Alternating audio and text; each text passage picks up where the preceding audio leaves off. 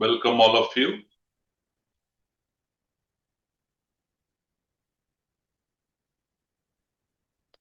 Today we have a webinar on electrical design and verification, November 22nd. Warm welcome to all of you. So my name is Dominic. I'm one of the founding member and responsible for conducting events, webinars for NFE. We have almost now, this is 198th webinar of NFE in just 30 months. Now you can imagine, what effort goes behind conducting the webinars, the time that we spend on front of the camera. I just was giving a lecture in some of the NFE event. Our president, Mr. Gopakumar, has spent 1,800 hours in 30 months in traveling length and breadth of the country to talk about electrical safety. Likewise, everyone here in the NFE, we're spending at least 30 to 40 hours in a week trying to educate people on electrical safety. So, electrical design verification is a subject that Mr. Nandu Gopan is going to talk about it. You know why we are talking about this subject? Electrical design and verification, not just a technical step, it is a line between safe installation and potential failure. So with the National Electrical Code of India 2023 coming into sharper focus, today's session will empower you with practical insight, avoid design errors, ensure compliance, and achieve measurable cost optimization without compromising safety. So Nandu Gopan was also actively involved in BAS and is also a guest lecturer at BAS Training Center. So I would request everyone participating today. We have a tremendous response. We have over 600 plus participants today in today's webinar. So I would urge you to post all your questions only in Q&A box. This will be 45 minutes or maximum 15 minutes presentation, and we will have 30 minutes maximum taking up your question answer. And please be very specific to your question should be very specific to today's topic. Once again, I'm saying your question should be only on the specific subject that we are doing today. And we will pick up a couple of questions. If possible, then we may go live also with individual who will raise your hand. But kindly be attentive. I know Saturday weekend, it's a lovely day to be relaxed. I'm sure next 1 hour, the information that you may share can change the way you think about electrical safety. And I would like to just introduce what is NFE. We are one of the largest growing society in India today, largest society, engineering society in India, with 12 chapter, 3,000 members, and these 3,000 members are active 3,000 members. If not that, they are not renewed. And we are so happy. Every day we get around 40 to 50 new members in NFE. I'm very proud about the achievement that we have done in very short period. And the mission to make every electrical installation free from accident. Our mission is to strive hard through our vision to getting accredited our products and personal certification, which will focus on electrical safety by design, manufacturing, installation, and maintenance of electrical. So what we do, create awareness on electrical safety, improve the skills of practical electrical engineers, practicing electrical engineers, improve the safety measures followed in the industry. I would urge those who are not members of NFE, it's very simple. Just go to our website, www.nfees.org, within a minute you can become a member. Very soon we will be launching a scheme for 3 years, 5 years, and 10 years for individual who wants to take up a longer duration membership. And I would like to just play a corporate video of 2 minutes of NFE. Let me see whether sometime I get stuck on the technical glitches. I'd like to share the corporate video of NFE. Yes.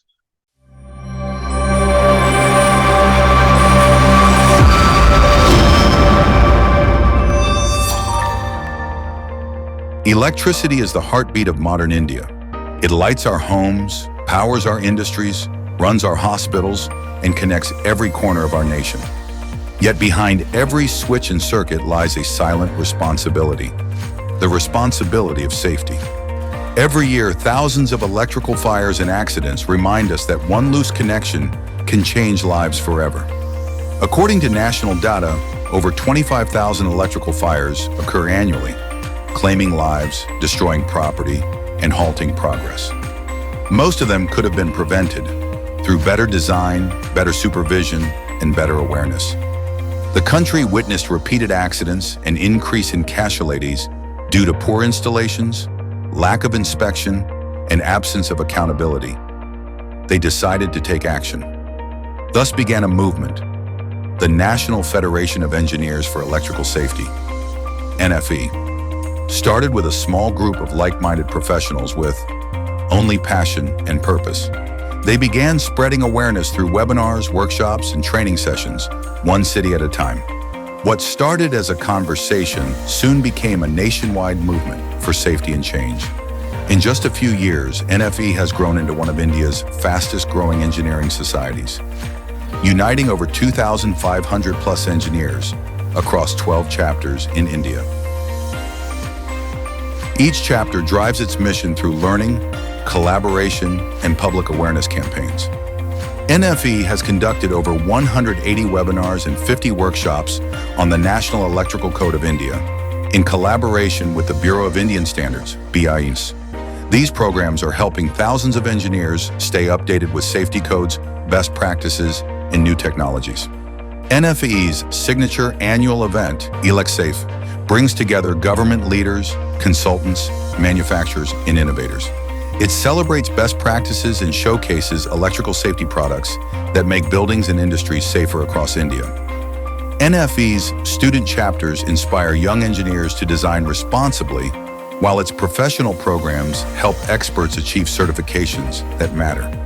Together, we are building a new generation of engineers who think safety first. From a humble start to a national movement, NFE continues to lead with integrity, commitment, and purpose. Because electrical safety is not just a regulation, it's a responsibility. Together, let's build an electrically safe nation. National Federation of Engineers for Electrical Safety. Join NFE as a crusader for change, spreading awareness, training professionals, and advocating compliance.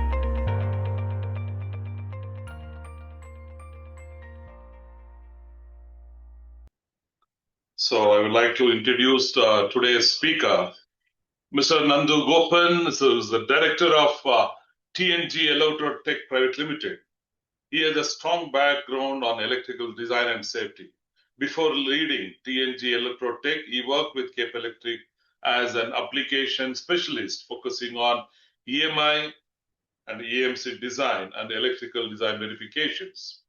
He has presented papers at prestigious platforms such as International Conference on Lightning, Electromagnetic, and Semiconducting Material, and the 17th International Fire Conference. His article titled Casualty Due to Fire in Air Conditioner, a study on which electrical parameters has also been published. Nandu is an active member in the international IEC, contributing to TC64 and TC81, and is also a member of Bureau of Indian Standard under ETD 20, which is Electrical Installations Selection Committee.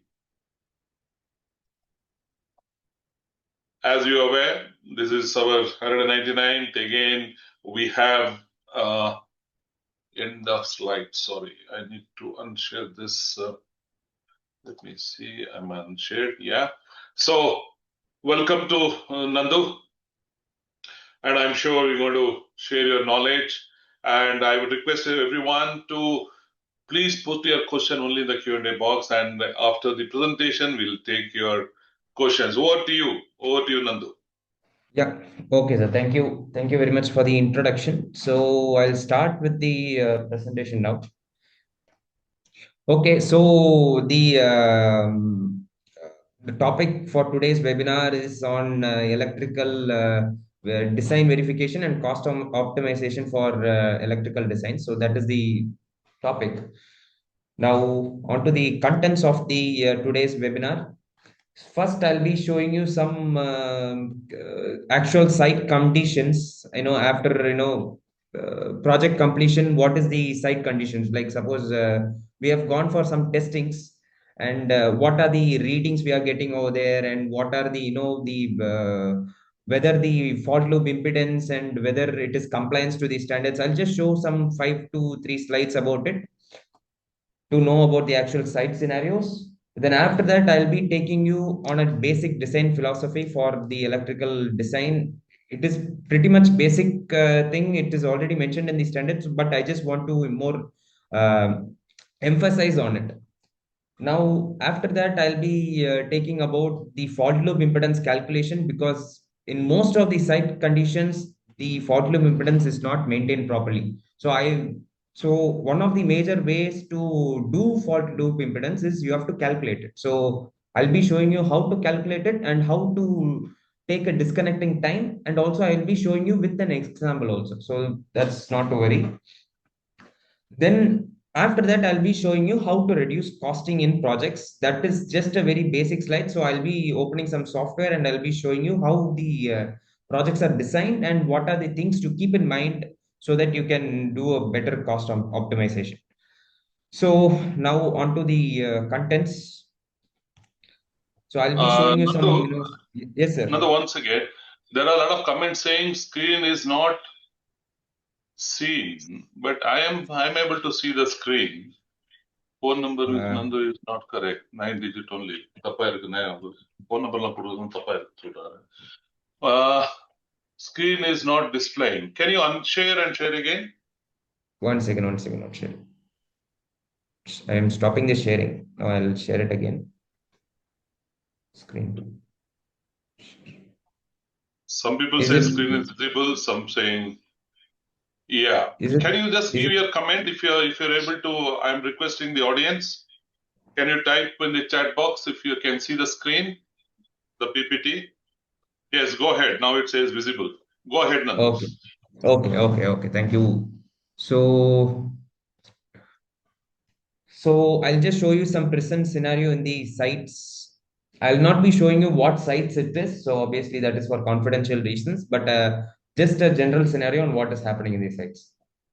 So this is a test which is done on, I don't know, in some hospital or some in the hotels. So if you see the test reports, the major thing, if you come into the last point, where I put the black box, the black square highlighted part, most of the areas fault of impedance is not actually done. It is above the prescribed limits. Here the limit is something around 0. The allowed limit is 0.423, but the actual loop impedance will be much more higher. Now, due to these reasons, this is one of the reasons where fault loop impedance is not coming properly. Now, there are other things also. For example, I'll just take you as in the previous, I've shown a whole report. Now I'll just show you one report and how do you rectify this error. So first we have to see the protective devices. So they have given some L&T make MCB of some rating 63 amps C type. And obviously the fault current is going to be for C type. It is going to be 10 times. So it is 630 amps. So the actual fault loop impedance in the site scenario is the disconnecting time is 0.2, and the actual short circuit and fault current is going to be 0.5 and 0.5 Ka. 0.5 500 kiloamps is going to come. Now, if you take this scenario as an example, this fault scenario as an example, and the earthing system is TNS, let's keep it that it is TNS. For an MCB of 63 amps, here they have used an MCB of 63 amps C type to trip within 0.1 seconds, you need something around 630 amps of current. But here we are getting only 500 amps or 550 amps of current, so we need 630 amps of current. So how do you rectify it? Yeah. The only simple rectification in this test report is if you change this type of MCB, the model, the curve from C type, if you change it to B type, that is more than enough. For example, if you take it as a B type is 5 times. So if you take 5 into 630, it's something around 315 amps. So if you put a B type MCB, it is going to, whenever the fault is going to exceed 315 amps, it is going to trip. And in this case, since the fault is 500, it is going to trip. So these are the very, very simple rectification which can be done in the industry. And most of the, fault which is coming in the industry is from the after the main circuit breakers in the sub DBs where the wiring is not proper. In those areas only these faults are coming, and you don't need to make a very big change like you have to reroute the cable or all those things. Sometimes, or in most of these scenarios, a simple change is well enough to have a better protection.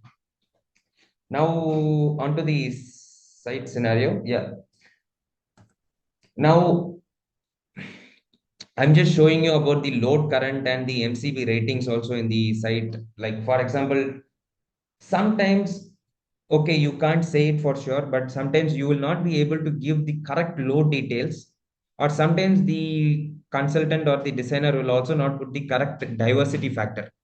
But most of the designs, if will be over designed. For example, here at the site, we have gone and done a full load test after they have confirmed that they have on the all the equipments. The full load current is something around what 12.1 amps, and the MCB rating we will be putting something around 63 amps. So we are telling them to reduce the rating. So most of the actual site scenario is based on this. Yes, there are you can't say this is the fault of the designer, or you can't say this is the fault of the installer. There are multiple parties allowed. Sometimes the client can say that I need to in future I'll be increasing the load, so I want you to put in this size. So based on that, there can be some discussions which can happen, but most of the site scenario is based on this. The fault current will be something, the full load current will be 8 amps, MCB will be 40 amps, always over designed. Now, this is one test report. The other one is an example of this where you can see here clearly that the number of the conductor is something around 300 300 CSA 3.5 core, and they have run 4 runs of it. And then they have run 4 runs of it, and then there is this MCB of L&T make. But when you come to the actual load current, here the fault loop impedance is all matching, but if you come to the actual load current, again it is very high. Again, the in the protective earth 600 milliamps of current is going. I don't know if that is very dangerous, that is very much dangerous, but the current is also very, very, very, very much less. So if you summarize it, it will be, in all scenarios it will be like this. So the load details, the load which is given by the client, or generally the load which is, if you are getting it from some manufacturer, they'll be giving a much more higher load. So generally the load details will be over designed. Because of that, the cables will be over designed, and because of that, the protective devices are over designed. And here, since we emphasize on voltage drop more, And we are also there will be some cable manufacturers who give a thumb rule for few current carrying capacity of cables. They'll be giving some thumb rules, and they sometimes they differ region to region. Because of these things, most of the times the cables are over designed, and the protective devices because of it is also over designed. And also one more point is the improper fault correction. So the overall cost of the project is increased, and the rather than the cost, this is much more important, the safety is compromised. So that is the much more important point than the cost here. Now I will just show you a basic design philosophy. This expression is there in IS 732 clause, I think 4.4.41. So it is there in this clause, for clause 4.4.4.1, which is talking about overload protection. There is one more expression below this which talks about how the protective device need to be sized for the overload current for MCBs. So you can also go to this clause and you can see the expression down below which explains about that. But I'm not going to take on overload and all those things because that is not today's webinar about. So when you come and see this expression, IB means design current for that circuit, and IN means the rated fault current of the protective device, and IZ means continuous current carrying capacity of the cable. This is after derating. So when you take these factors into consideration, rather than putting a load and then checking the cable size and then checking the protective device size, what we are supposed to do is first supposed to select the we are first supposed to make sure the design current is correct. After that, you are supposed to select the rating of the protective device. After selecting the rating of the protective device, you are supposed to select the current carrying capacity of the cable, and then you have to see the voltage drop and all those other things. So this is the scenario. So load details. From that, you decide the protective devices, the rating of the protective device from the load, and after that, you check the cable sizes. Now, I'll just give you an example. So suppose the load is 6 amps. The MCB rating, if you're going to put an MCB rating can be 6 amps or above. Okay, you can ask why are they putting 6 amps? Won't it trip? Or there is this conventional tripping time and non-conventional tripping time. Those times are there. 1.33 and 1.45 is there. So only after 1.33 will the MCB will start to trip, and after 1.45 of the rated current, if 6 into 1.45, that is where the MCB will trip in 1 hour. So that expression is there. So you can go with 6 amps or above. Generally, it is better to go with above. Suppose you can go with something around 10 amps, you can go MCB. And the cable rating should be 8 amps. So suppose here you're going with a 10 amps MCB, then the cable size should be for the 10 amps MCB. So I'll just write it once again. So if you're going with a 10 amps MCB, like due to some client or anything like that, if you're going with 10 amps MCB, then the cable should be rated for 10 amps or above or above. So this is the basic expression here, which is very much important. So after that, you are supposed to look into the voltage drop and all those other things. But this is the basic expression, so that if you will not be oversizing the protective devices, you will be correctly sizing it, and you will also have a approximate good size of cable. But obviously sometimes there are some practical concerns in the sites also. We can't ignore it, because sometimes the clients can come and say that I want to increase the load after a certain point. It's a valid point, but even if you want to increase the load after a certain time, it is better to plan in such a way that the load current, the protective device size is always designed to the load current at that scenario. So if they don't have any budget or all those concerns, that is a secondary thing. But on the point of topic, it is always better to rate the protective device to the cable. If you want, you can increase the cable size and put. But obviously, you can't put a very higher rating cable to a small protective device. You won't be able to fit it in the terminal. But that concern is also there. So now on to the topic. So this is the basic design philosophy on how I explained it. If you do this, it will be good. And it is the standards are actually suggesting that you are supposed to do it in this method only. And I'm not talking about overload here. And now let's go to the next topic, which is calculation of fault loop impedance. So I hope nobody has much questions on it. So even if you have questions, put it in the Q&A box. Probably I can address to it later. Now, calculation of fault loop impedance. How do you calculate for a model circuit? Because most of the site scenarios, it will not be as per the fault loop impedance. Like fault loop impedance is the minimum criteria over there, so it is to be looked after. So you have a source. I'll just explain this thing. So you have a source, maybe a transformer or a DG, whatever, or you have it is coming from a public distribution that also can be added as a source. So here I'm going to take this source as a transformer. So you have a source. From the source, it is going to a main panel. From the main panel, it is going to some sub dB. Then it is going to a final dB, and then it is going to a socket. So let us take in this way. So in this place, it is 230 volt. So to calculate the impedance, the fault loop impedance of the source, first you have to calculate the impedance of the source.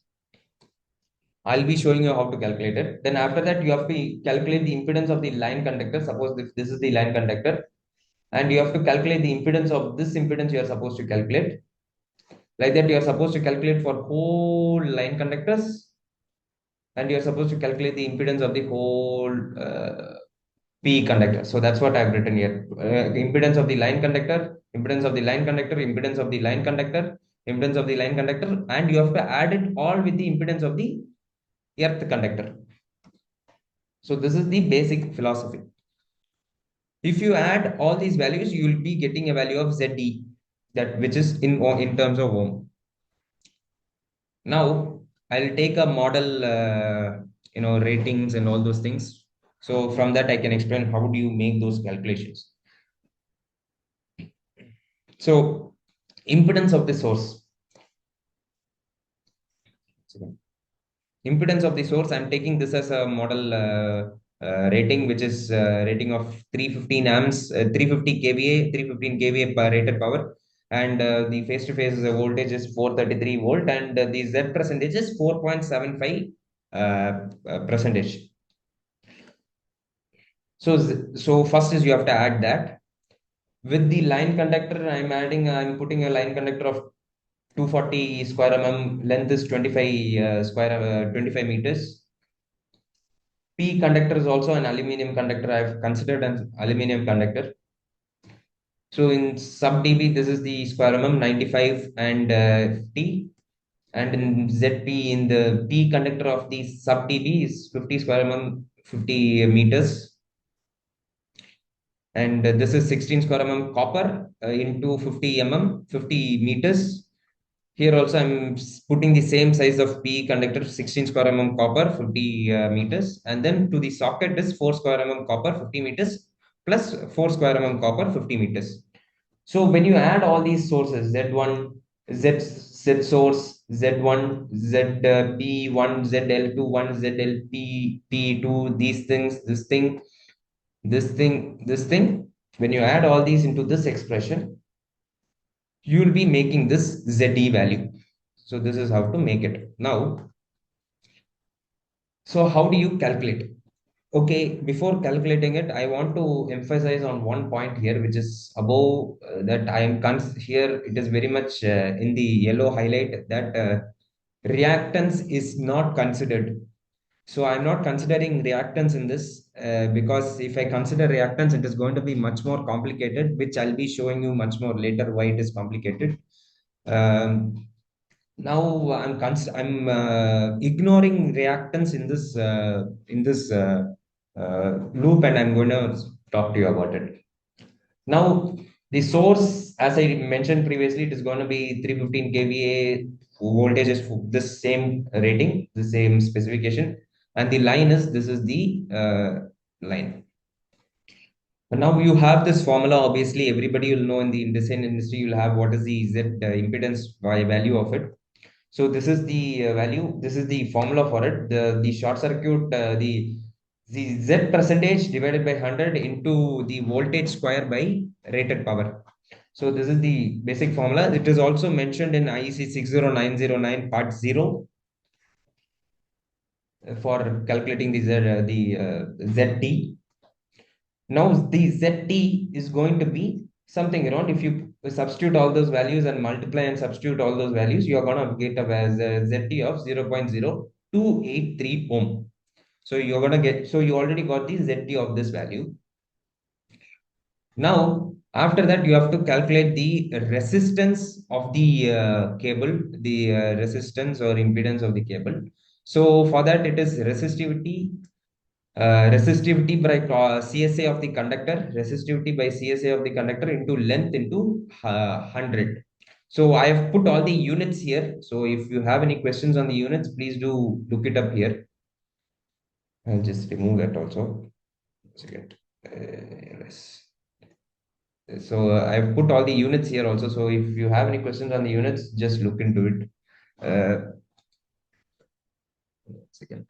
Okay, so then after this, if you and the resistivity of conductors at 20 centimeter 20 degrees, they have given it in the IS 8130 standard. So in IS 8130 for standard, the copper at 20 degrees is going to be 18.51, aluminum is going to be 29.41, aluminum alloy is 32, and steel is the GI. Steel, what they talk about is the GI which we can use. So if you are, rather than in here, if P conductor you are using GI, then you can use this resistivity value. So, and obviously I'm considering here at 20 degrees. I don't want to complicate the process much because Krish has done a webinar on the temperature and he has also done on the other factors. So I'm not going to talk about the correction factors. So I'm going to talk only on a general scenario. Now the resistivity, now you have these values. When you obviously substitute the values for ZL1, so it is obviously aluminum is 29 divided by 240 into 25 meters by 100, which is, you'll be getting this value. And ZTE, you'll be getting, if you substitute the same thing, you'll be getting this value. So after getting these values, when you put it in the equation, so in from the previous, we got the Z source, which is 0.0283. ZL1 is 0.0031 ohm, ZP is 0.0061, and ZL2 is, I've substituted those values. If you want to know how I did it, you can watch the YouTube and you can go back and substitute the values. It obviously the same values are only going to come.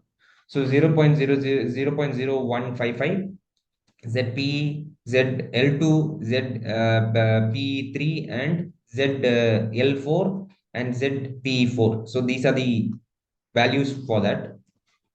So obviously, when you add all these things, you will be getting Z's, the impedance of the source. So I have added all those things and I'm getting a value of 0.6608 ohm. So this is the impedance, calculated impedance at this point, at the socket outlet. So at this point, you're going to get a ohms of 0.0006. So if you take a loop impedance meter from Sonal or Fluke, and if you go to this socket, and if you plug in that meter, and you put the fault loop impedance calculation, you are supposed to get a value of 0.6608, but you might not get that value because if you add resistance to it, maybe there can be a variation of 5 percentage.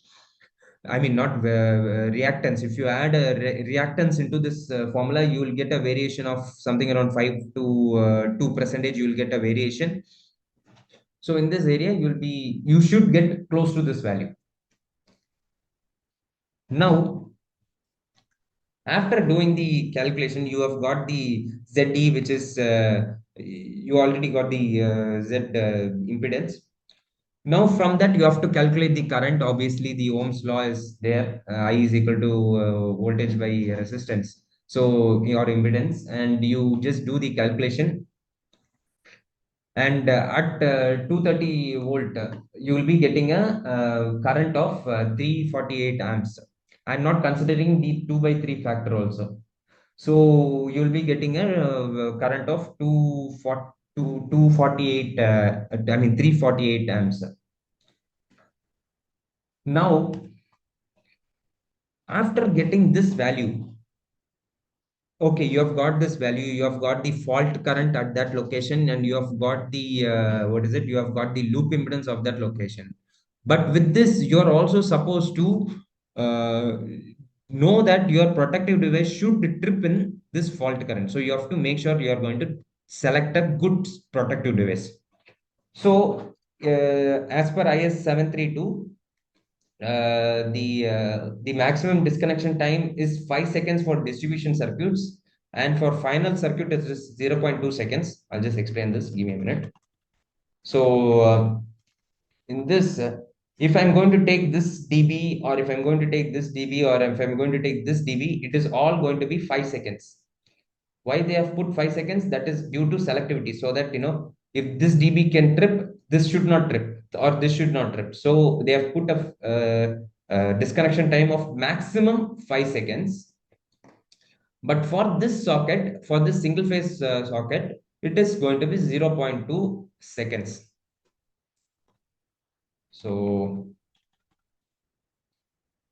yeah, it is mentioned clearly in IS 732 table 1. And if you go a little bit above this IS 732 table 1, they have given a lot of text on what the distribution circuit is. This is for a TNS system. So if you have a TT system, if you're going to put earth electrode, the disconnection time is going to be much more much more slow, much more the disconnection time is going to be much more less. So now, so suppose you have considered a MCB of, for example, for this calculation, I'm considering an MCB of 32 amp C-type MCB. So I have to make sure this 32 amp C-type MCB is tripping in this fault current. This is what I have to check. Now, the C-type 32 amp C-type MCB will have a tripping characteristics like this. So ABB or Schneider, whatever it is going to be like this only, because it is already defined. So the tripping curve is going to be within 5 to 10 times. So type C is going to be 5 to 10 times. So 5 into IN, which is 5 into 32 amps, is going to be 160 amps, which is going to be this green color line. This is 160 amps. Next, you have 10 into 10 times. You have to 10 into IN. So, which is going to be 320 amps, which is going to be this line. So, while doing the fault to impedance calculation, you are supposed to take the highest amount. You have to take 230 amps. You are not supposed to take 160 amps, because you are not sure whether the actual fault is going to come at 160 amps. If it is going to come less than that, then it is not going to trip. So if you take the higher value, then even if there is a variation of 5 to 10 percentage, or if there is a variation of 20 percentage or 30 percentage also, this protected device will trip. So you are supposed to take the higher percentage. So you are taking 320 amps as the tripping characteristic. So in this, if you look into this characteristics, within 0.1 seconds, it is going to trip in 230 amps or in 160 amps. But if it is going to exceed a little bit, if it is going to exceed probably something around 100 amps here, this region, then it is going to take close to 6 to 7 percentage, 6 to 7 seconds to trip. This is what it means. So you are supposed to limit it to 160 to 320 amps. So we are going to take the 320 amps here as the calculation. Now, okay, I'm not taking these values out somewhere. This is all mentioned in the instantaneous. This is referred in NEC also. In NEC, you can go to this clause or table 14A, where they have mentioned about this tripping characteristics of MCBs. Now, so for an MC 32 amps C-type MCB to trip within 0.1 seconds, you need 230 amps.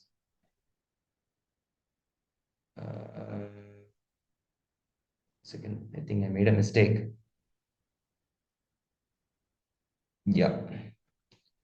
Okay, okay. I think I made a small mistake, but okay, leave it.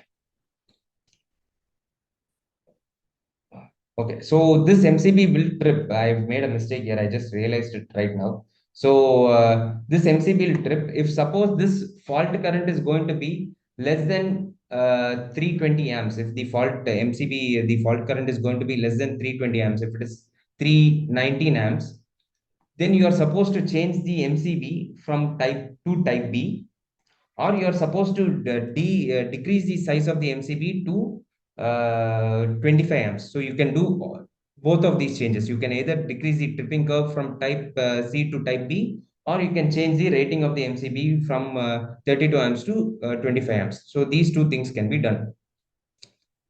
But let's come to the practical scenario on how, when you are doing this calculation, how many difficulties you'll be facing. So obviously, the example I have showed you right now is for 1 second. The example I've showed you right now is for the one circuit. You are supposed to do this calculation for n number of circuits. You are supposed to do, if you have 100 circuits, you are supposed to do it for 100 circuits. If you have more than that, you have to do it for all the circuits and all the load, final load also. Because you don't know, because nobody can be sure where a fault can start. Now, there are also other things like the correction factors can differ, because I've not talked about correction factors here. If you have different correction factors, then it is going to differ a lot. But the other major issue is going to be the protective devices, different protective devices. So for example, here I have talked about the what is it? I've talked about MCB. For MCB, you will be, everybody knows that the tripping curve is going to be 5 to 10 for C, or for D or B. It is already defined in the standards. But what if you're going to take an MCCB, for example? So if you're going to take MCCB, so give me a minute. I'll just show you how we are going to do it for an MCCB. So if you're going to take an MCCB, so I'll just click this. 1 second, stop sharing. I'll share the screen again. Screen 2. Okay, share. Can anybody see the screen which is there here now? Screen share. Okay, I think you can see the screen. I'm getting some comments that you can see the screen. Okay. So for MCBs, for Siemens, Schneider, blah, blah, blah, all those people, it is very much clear that these are the things you need to do. The MCBs 5 to 10 or C or D type, you can already do it. Now, sorry, 1 second. Start. 1 second. Yeah. So, but what about MCCBs? So when you take MCCBs, for example, I'm taking a specific brand. I'm going to take an ABB MCCB, and I've gone to the MCCB. I'm going to select T-Max XT MCBs. So I go to the page, go to the publications. I come down below. I go to the technical specification here. I click it. Then I check what type of curve I want to go. Suppose I want to go with something around 400 amps. This same type. Just go a little bit down. You have 300 to 400 amps. Time current curve. So I just click. So it is going to open to something. So in this, they have given this tripping characteristics. They have given the tripping curve. Now the problem is I have to check what is the setting of the MCB I want to keep. Suppose you're not going to keep at all these settings, you will sometimes need to change the settings. So now I am going to take maximum. I hope everybody can see my cursor. I'm going to keep it at the maximum. Now at the maximum, This x-axis, the 0.5, 1, 10, 100, 1K and 10K is going to be the multiples of current. This is the multiples of current. And this area is going to be the time in seconds. Okay. So this is 0.01 second, 0.1 second, 1 second, 10 seconds, 100 seconds, 1000 seconds. This is the multiple in times in seconds. And this is the multiples of current. So suppose if this is 1, if I'm taking a rating of 300, if I'm taking a rating of suppose 400 amps, this is 1 into 400, which is 400. So for this, it is going to come and trip at this area. It is going to be coming and tripping at something around 600, 200 amps, 200 seconds, it is going to trip. So I have to check it. Now, if I want to trip in 0.1 second, this will be the value. So if I come down below, it is going to be, I have to keep approximately something around 10 to 20 times of the tripping curve. I have to keep, not 20 times, 20, 30. I'm supposed to keep something around 40 or something times of the tripping curve. I'm supposed to get that much fault current. Then only it is going to trip. So 400 into 30 or 40, and I'm going to get how much ever the value, that is going to be my IA. So when you take this design for a huge project, it is going to be very, very much tedious. Yeah. Uh, yeah. It is going to be very much tedious. Sure. Yeah. It is going to be very much tedious. I hope everybody can see it. Okay. Now, okay. So it is going to be very much tedious. If you're going to see for MCCBs of different makes, it is going to be very, very tedious. And for relays, it will be very much other tedious. Now, there is another problem where you have different disconnection times. So suppose you have to get it for 0.5 seconds or 0.4 seconds or 0.2 seconds, it is going to differ. For hospitals, if you don't care about the disconnection type and you are going to keep it everything at the minimum 0.1 seconds, that is fine. But do remember that if there is going to be fault at some X circuit, it is going to affect even your main panel. So that selectivity, or I would say discrimination, will not be there if you are going to keep everything at the same disconnection times. Next problem you'll have while doing this calculation is if you have paralleling of sources. If you have, or you're going to use a different source. So suppose if you are using a DG, you will have a different lower values. Mostly it will be lower value. And if you're synchronizing multiple transformers, it is going to, again have some issues. It is going to have a much lesser loop impedance. And calculations need to be done at all sources. So if you have transformer 1, 2, 3, and DG, you have to do it for all the transformer and the DG. And the other main problem is if you have parallel fault current. So if you are using armoring as a fault PE conductor, if you are using a GA strip as a PE conductor, then it is going to be there is going to be two parallel paths. So that is also a problem. That is going to increase the current and decrease the resistance if you have a parallel path. And another problem you are going to have is going to be the reactance. Okay, for the previous value of previous loop impedance, I have the reactance I have not considered, because if I consider reactance also, it is going to be at max something around 10, 20 to 10% it can increase maximum. But if you're going to have transformers above 1500 kVA, reactance plays a huge part. And if you're going to have cross-section conductors with cross-section above 25 square reactance also plays a huge part in the total ohms of the total impedance of the circuit. So you should not ignore reactance. So if you don't ignore if you ignore reactance and do a calculation, then in a circuit after a certain point in the main panel or in the sub main panel, if you check the fault of impedance, it will be much more higher compared to the designed value. That is due to this reason, because reactance is not considered. Okay, so before that, so due to these reasons, there are some softwares available in the market which can help you in all those things. So I'll just show you about a software which TG Electro is partnering up with another, another company, and which can also have a, which can make the life much more simpler. 1 second. Thought made a mistake. Okay. Okay, I think I made a mistake. I was supposed to. Okay. So this is a software. So I hope everybody can see the screen. I can. Can you all see my screen? 1 second. Yeah, screen to share. I hope everybody can see the screen.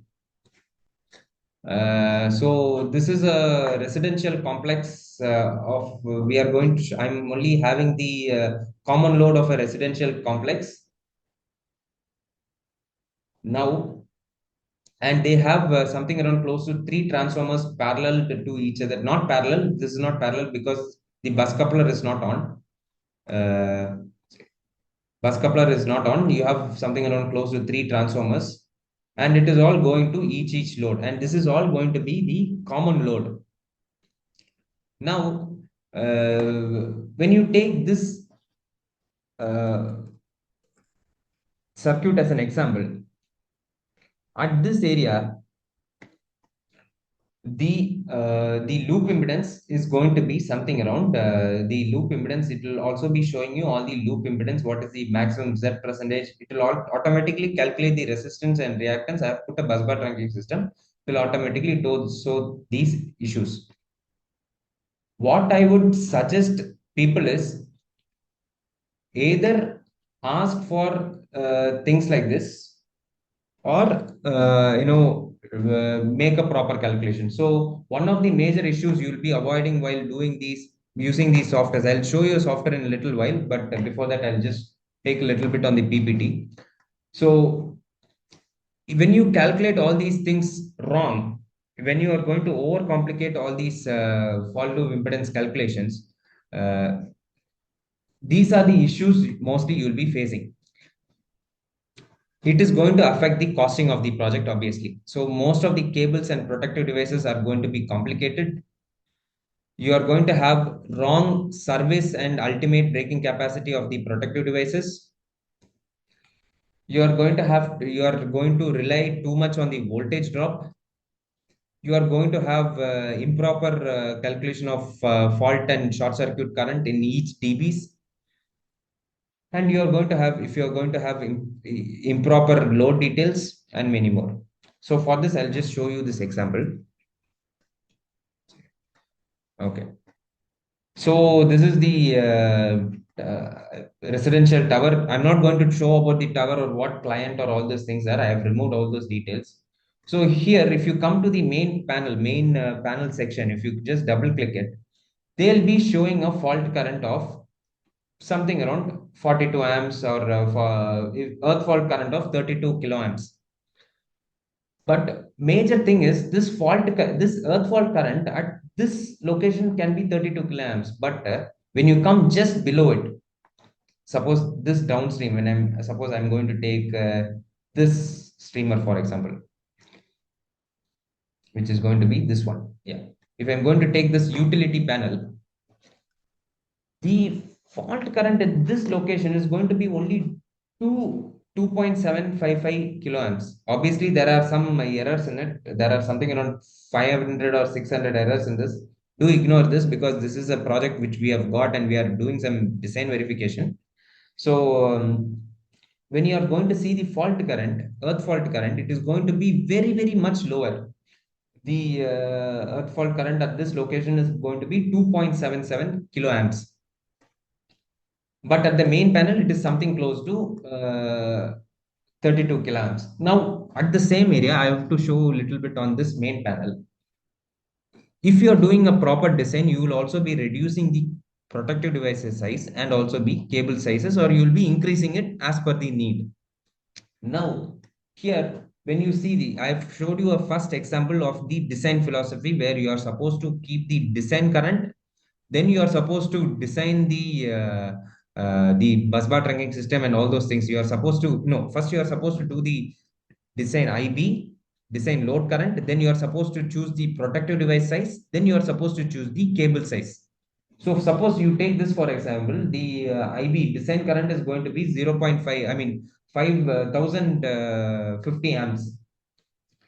For this, the cable we have used is something around 3.2 K amps BTS system we have used. And the protective devices also is rated for 3200 amps. So first thing, when you come to the protective device sizes, you can very much decrease it all the way to 600 or 1600 amps.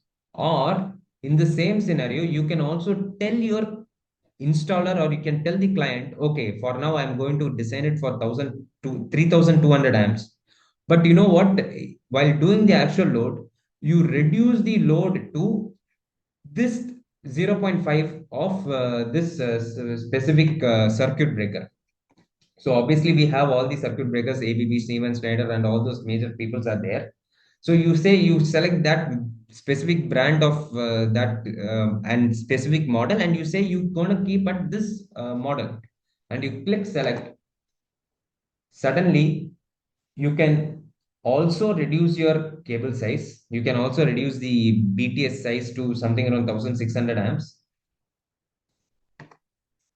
and you can click apply. So you can, these are the small things which can optimize any design. But obviously you have to note one more thing: the voltage drop at 1600 amps is going to be 0.37 percentage. But if you are going to put at 3200 amps, it is going to be 0.91 percentage. So voltage drop is increasing by 2 times. So that also you need to keep in mind. But also you can reduce the cable size. Now, when you are going to consider all these things, once again, yeah, when you are going to consider all these things and do the good design, you will be able to minimize all these errors in this circuits, and also you will be able to optimize the design to the correct level, what is actually approved by the client, and also what is required by the inspectorates, and what is required by you as a designer or contractor or whatever. So that is what I wanted to show. And there is one more thing you can get from this, is you can get a report. Finally, in the end of the day, you can get a report, something like this, which says that this specific circuit you will be, suppose if you have something around close to 100 feeders and something around close to 1000 load, you will be getting a design report of something around close to 100 or 300 500 pages report you will be getting. So in this, you'll be getting for each feeder, you'll be getting these values. So what is the what is the conductor size, cross section area? What is it, XLPE and all those things? Second. What is the conductor XLPE or 70 square mm copper, and whether you are running the conductor at 70 degrees or whether you can run it at 90 degrees, you will be getting this value. You will be getting the actual load, actual current at that value also. Suppose here the current at this value is actually 555 degrees. So maybe in future, if you feel that the temperature is increased, then you can check the connections, loose connections, or if the it is going to be some overload or all these things, you can get the actual temperature rise. You can get what correction factors you have used, what is the ambient temperature of the surroundings used, and you will be getting all these other values, which is going to be the z percentage, what is the percentage of the impedance of the source, and all those things, design current, device tripping current, I mean device, what device you are going to keep, what device setting you are going to keep, what is the minimum effective conductor capacity, what is the current carrying capacity of the thing, and all those things you will be getting with respect. And also you'll be getting some load factors, what is the harmonics expected, percentage harmonics expected, design load, what is the voltage drop at that location correctly, and also the earth fault current and the phase fault short circuit current. You'll be getting all those exact calculations. with considering all the correction factors, considering the reactants, considering multiple sources, considering multiple runs or multiple parallel paths like armor and GA strips.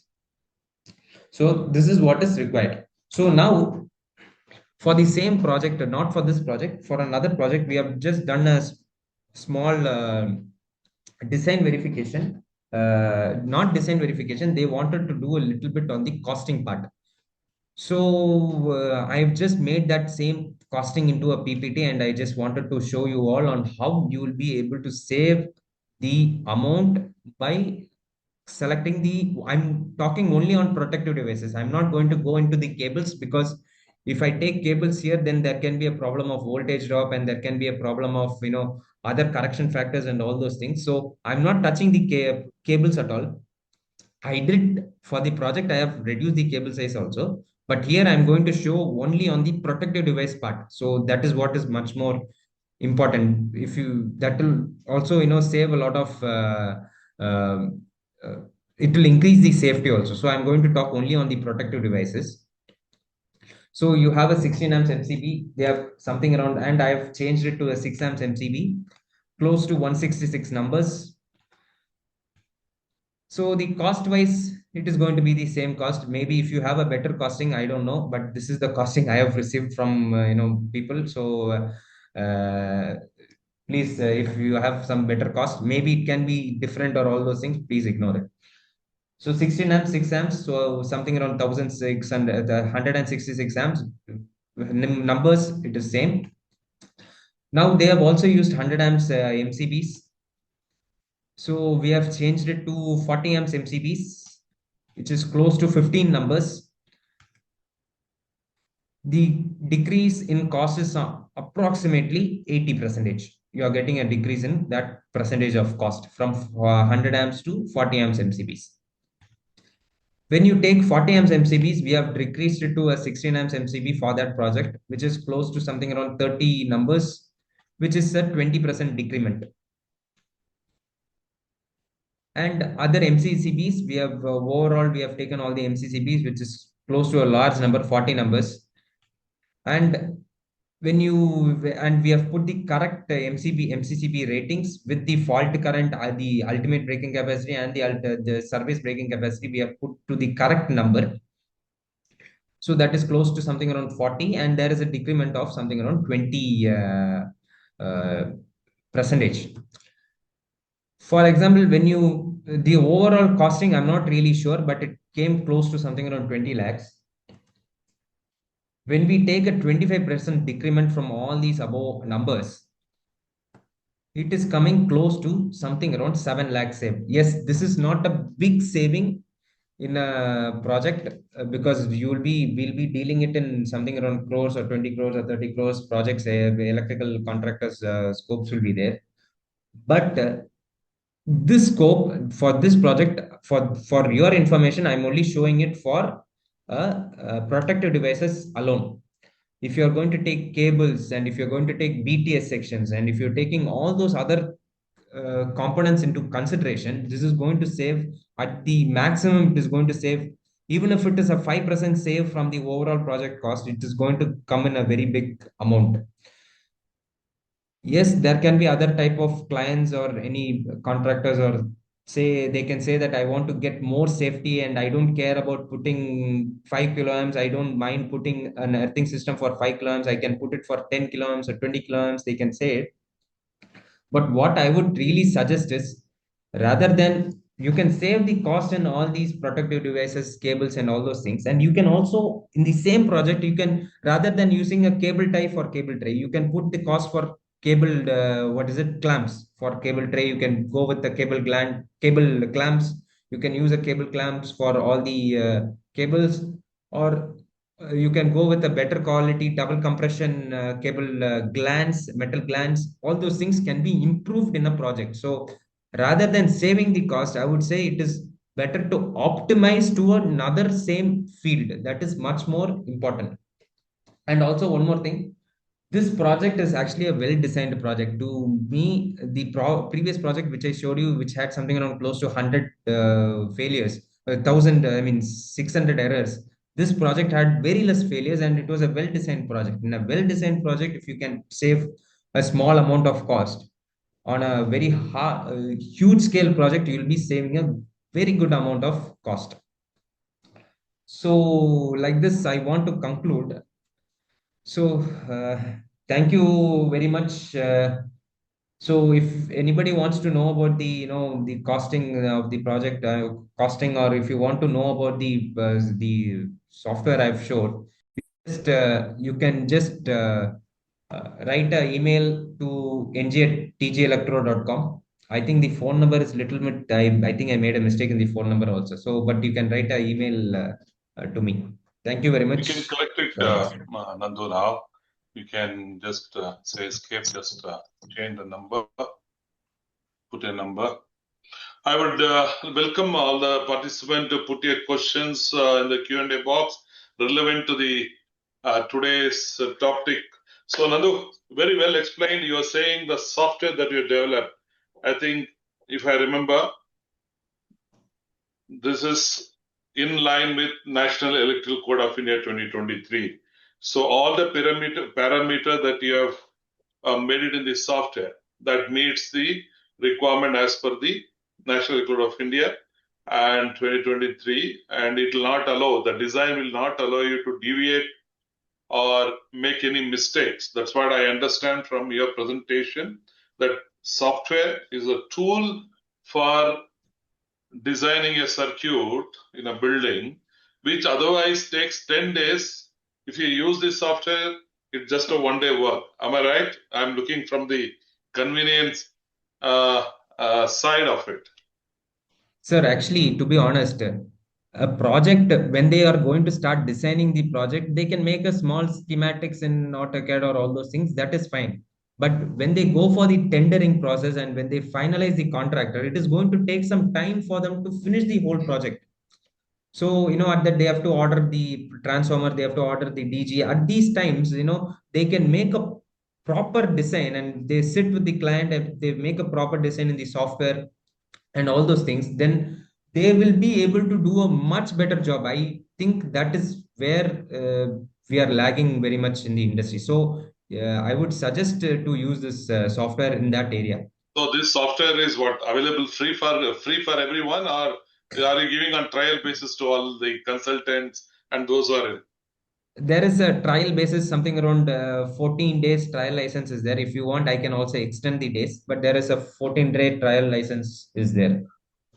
So, ladies and gentlemen who's listening to this, so Nandu is ready to offer you this software on trial basis of 14 days. So I've seen this software, which if I'm a consultant where I need to have 10 people to work on this design, with this software, one engineer can do. That's what I understood.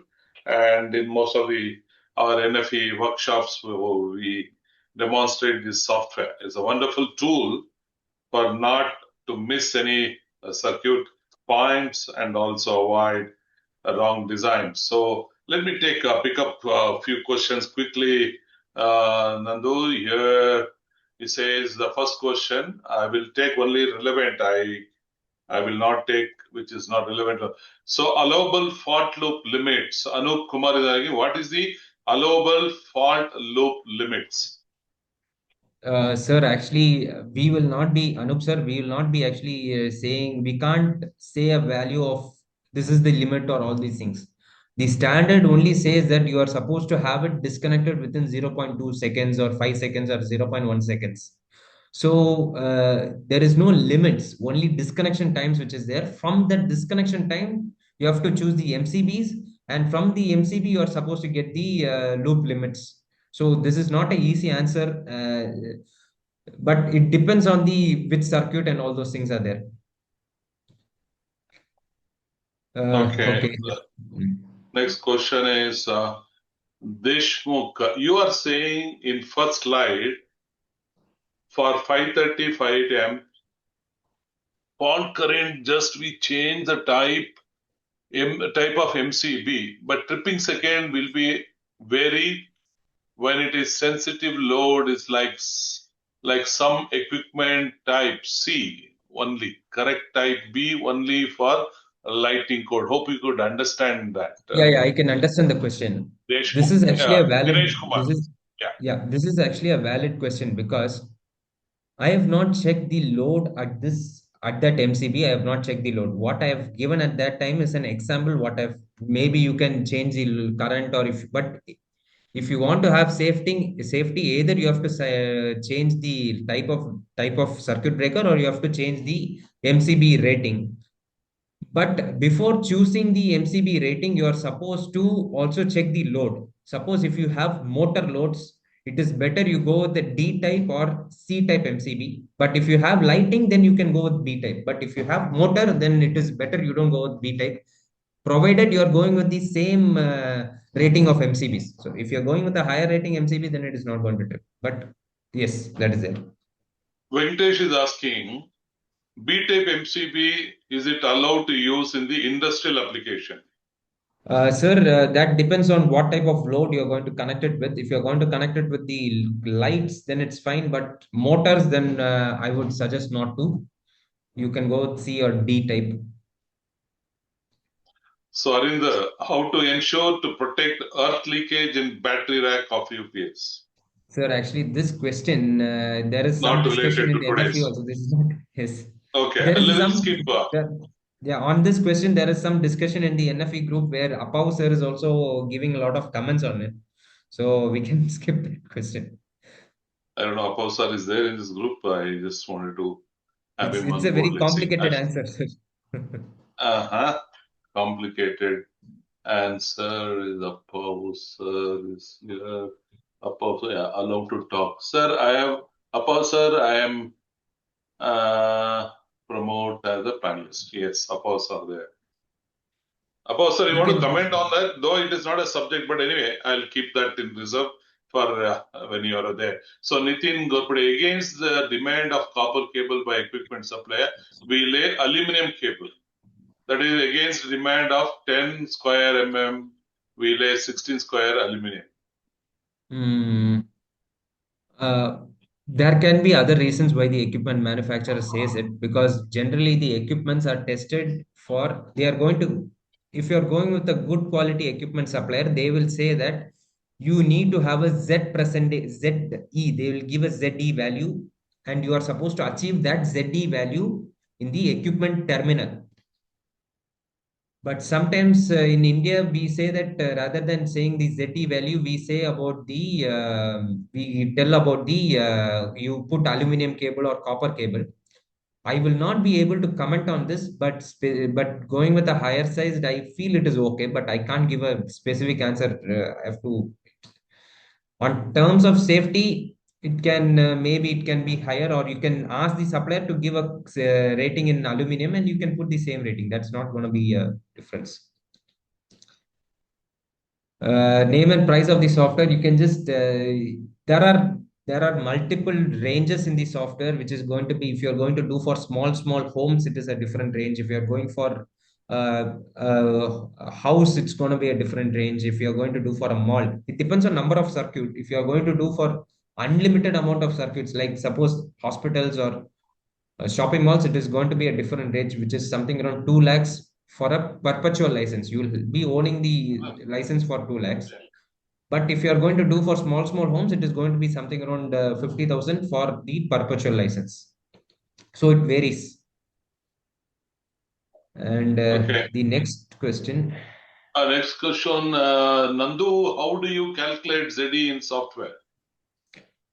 Okay, I think ZE actually it automatically comes in the software when you put the load, when you're not load, sorry, when you're going to put the transformer details, when you're going to put the load, I mean when you're going to put the cable, then the panel, then you're going to put the load, I mean then it automatically comes in the software what is the ZE of the in the software. So I'm not going to do any calculation, but it automatically comes. I hope that is the question. But if you are asking me how we have to calculate in the software, then I have to show you the previous slides only. So, Anonymous, is asking what are the standard that is applicable in that software? Which are the standard that you follow? Okay, this is a very good question. The software is actually based on IEC 60364 series of standard. IEC 60364 is adopted in British as BK 7671, BS 7671, and in India we have adopted as NEC 2025, NEC 2023, and IS 732. So this software is based on NEC and IS 732, and also this IEC 60364. Okay, Nikhil, most of the existing system available are TT system.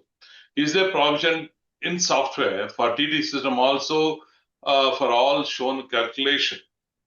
Yes, it is there. But while doing the TT system, you will have to be a little bit careful because you have to put the resistance and what is the earth electrode resistance. You have to put those values because if that value is going to keep on changing, in summertime it is going to be 10, and in rainy time it is going to be 1, then you will not be having a very good safety in that area because, yeah, that is there. I think this is already So, answered, sir. Yeah. yeah, Dhaneshwar, a lot of people are asking. Those who are interested to know more about the software, I would urge you to just put a request on the email, the contact details which is given. So once that is done, we will give it to you. Uh, again, uh, the software name, it is developed by Mr. Nandu and his company. Okay. Uh, Sir, Apav sir, there was a question on UPS earthing.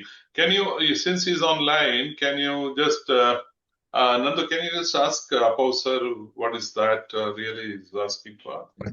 One second, sir. Apau, sir, I hope you are online. Apau, sir? Yes, Uh, Nandu. That I can yes, sir. consider Actually, that there is is a question. Yes, sir. There is a okay. question here. How to ensure to protect earth leakage in battery rack of UPS? Earth leakage protection for UPS, they are asking, sir. You have any specific comments or we will? I have to refer. It's Because that leakage is purely uh, DC. It's a DC voltage. It's also is under a extra low voltage. You don't have a very high voltage. If there is a high voltage, there will be some system. So for low voltage, safety extra low voltage 24 48 volts. Safety requirement is not required for. If there is an inbuilt device that will check up on percent, I know the answer for the options are really specific voltage specific. That's all. sir. Actually, I Thank you, would sir. suggest that Yeah. this earth leakage for UPS, it depends on various other things. What type of UPS you are having, whether it is isolation transformer is there or all those things are there. He So, is concerned, just a moment, he is concerned with the DC leakage for the battery pack, okay, okay, not the okay. UPS. If there is a AC side, it can for low voltage, Sir, extra low voltage itself is a safer. Mm. I You know, think look like only we'll have a one separate webinar on that subject because a lot of curiosity on UPS earthing. totally, altogether it's a totally different subject of mitigating Yeah, Yes, yeah, sir. leakage. yeah. DC, So we'll not, DC. let's not deviate from today's topic. Vinish is asking generally, earthing conductor is selected based on the earth fault current. Here, after selecting the earthing conductor, you are calculating the earth fault current based on the resistance. Then, what basis did you select the earthing conductor? It is vice versa. You can't say like this. We won't be able to say like this. You are going to select a earthing conductor depending on the resistance. It is going the earth fault current is going to vary. If you are going to select a lower size, then at that area, at that probably at that location, it is going to vary. So you are supposed to select. If you're going to put a higher size earthing conductor, then it is going to have a much more higher earth fault current, and if you are uh, going to put a lesser earthing conductor, it is going to have a yeah. I don't really understand that question much. You say, okay, anyway, that I'll park that. Vishnu is asking during design stage, how can the cable length be finalized? It depends on the actual site condition. Mm-hmm. In during the design stage, I would really suggest to go with the higher sized, higher cable length, whatever is there. You can go with that higher length. You will not be able to know the exact cable length. But the problem is, if you don't know about the exact cable length, you will not be able to get the correct loop impedance. And with the loop impedance, also you will not be getting the correct voltage drop, and you will not be getting the correct disconnecting time, and it will not be in compliance with the standard. So I would suggest to whatever the design you're doing. Suppose you're going to make sure that you're going to put a cable tray and you're going to route it in this specific route. You're going to take that cable details. It is better to put it in the design stage, and also you fix a margin like 10 percentage. It is going to increase, and you put that 10 percentage in the whatever design, whatever calculation you're going to do. You do that, but in site conditions, you make sure it is coming to that, or if it is going to reduce or increase, you again update to it and you check whether it is again safe or not. You have to do that again. Nandu, we are on time. We are now 1.5 hours. It's almost close, coming to 1.5 hours. Wonderful session. I'm sure this software is going to make every electrical designer very convenient. I'm sure there'll be a lot of demand for your software that you're demonstrated here. And we will come back, maybe have a series 2 on this later, maybe next year, Sir, 2026. only one point, sir. Before that, there is one final question from UB Tech about Mhm. is there any thumb rule that aluminum cables below 25 amps should not be considered in design instead of copper cables? This is a requirement from, for that alone, I'll give a comment that this is a requirement from NBC. So there is no specific reason. The only reason why the committee has decided to put any specific answer is that people are not derating the aluminum cables when you are putting instead of copper. So if you're going to put aluminum instead of copper, if you derate it properly, it's not a problem. But since generally in India we are not derating at all, they are going to put some one size higher aluminum cable. They are going to put that as some small calculation. That is the only reason why they are saying you should not use it. So that is the only reason. There is no other reasons for it. Yes, we can probably, yes, Uh, sir. Over to you. Wonderful. The next webinar, mistakes. What is that we have? Yeah, mistakes in termination and cable entry cost lives. Very interesting topic by Krish Theobald, with another young trainer. So next Saturday we'll see you all again for the same time. And wonderful to have you, Nandu, and a lot of appreciation for your talent and the presentation that you have made that you can see in your chat box. I would request everyone to join NFE. Please visit our website www.nfees.org. Become a member, interact with Nandu and many other engineers. If you look at our WhatsApp, we have different groups. If you want technical questions, you can always raise the technical questions. It's a wonderful platform for all the electrical engineer and safety professional. Please do join. And thank you all once again. I look forward for your participation in upcoming webinars. Have a wonderful weekend. Stay safe. Thank you. Bye-bye.